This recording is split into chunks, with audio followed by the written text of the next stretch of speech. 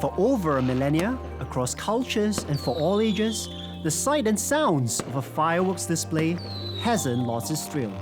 But for those moments the night sky burns bright, smoke and debris remain behind, polluting the air, ground, and water. In response to sustainability concerns, an equally exciting light display alternative to pyrotechnics is available, saving money and the environment. You take a drone, well, 100 or so, and make them fly in a precise pattern. So these are the drones that you see in the New Year light shows. It doesn't use GPS, which has the precision of 3 to 6 meters. These uses something called RTK, which is real-time kinematic, which allows up to 3.6 cm of precision, allowing these drones to fly in really tight formations.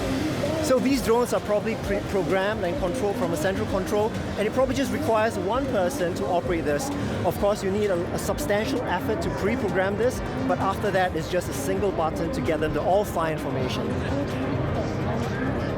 It's maybe not as loud as traditional fireworks, but an infinite amount of patterns and formations can be programmed with no direct emissions.